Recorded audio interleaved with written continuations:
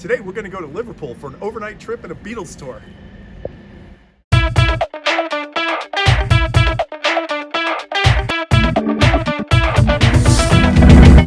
As a Beatles fan and a rock historian, I felt that ever since I moved to the UK, I needed to make a trip to Liverpool. So my wife and I hopped on the train and took the 2.5-hour journey. It was a really good ride. Met some fun people. We made it.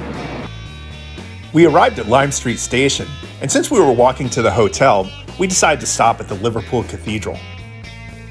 This is the longest cathedral in the world, and it's the 5th largest in the world. It's also got some modern touches as it was completed in 1978. Next, we made our way down Merseyside to Liverpool's waterfront. Here's where you'll find a Titanic memorial, some really impressive architecture, and of course, your first look at the Beatles statue. It was time to go check into the hotel. Being a sucker for all things Beatles, I had to stay here, the Hard Day's Night Hotel. I thought this hotel was really cool. The first thing you noticed was statues of all 4 Beatles welcoming you from the ledges.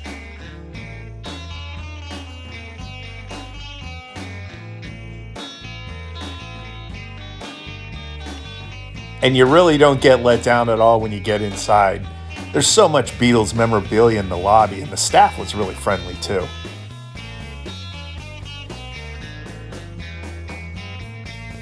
As you make your way to your room, you could either take the lift, or you can go up the stairwell and enjoy the pictures of the lads. And the theme, of course, was carried right into your room, which was very clean and a good-sized bathroom.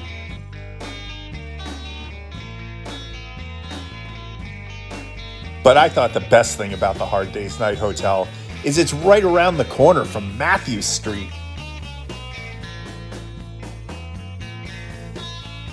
This is Liverpool's famous club and entertainment district and home to the Cavern Club.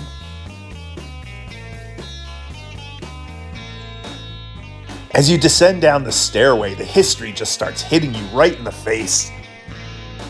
Although that's not the original entrance, this is covering 75% of the grounds of the original Cavern Club, so you're there.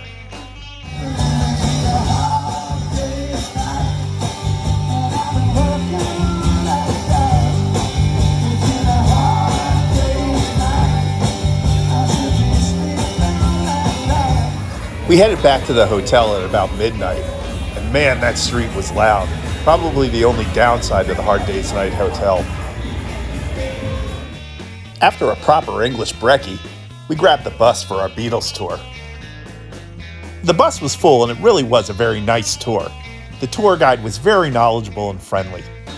The tour started in Ringo's neighborhood with his childhood home and the house from his first solo album cover.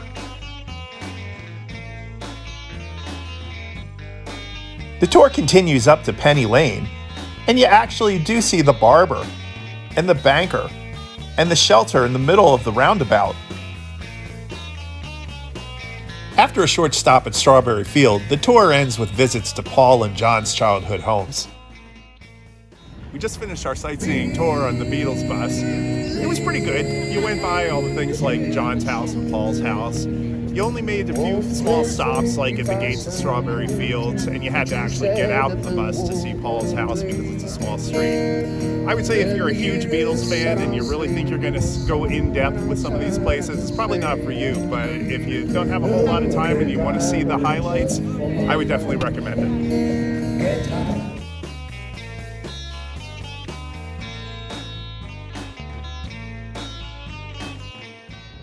Our last stop in Liverpool is the British Music Experience. Come on. Of course, since you're in Liverpool, you're going to see a lot of Beatles stuff here, but man, was I surprised at all the other things that are in this museum. There were exhibits and memorabilia from every era of rock, back from the blues all the way to the present day. They even had outfits worn at Live Aid. Then came the real surprise at the end.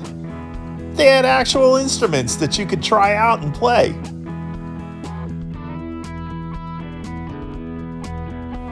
They had a nice little coffee cafe, a cool souvenir shop, and the staff was really engaging.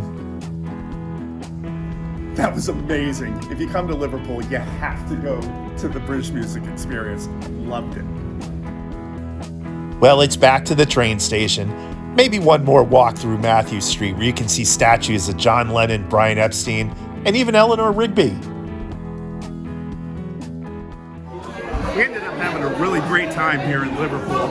It was very easy to get here. There was a lot of stuff to do. We saw the Cavern Club. We had a really great time at the British Music Experience. And the Beatles trip was actually pretty good.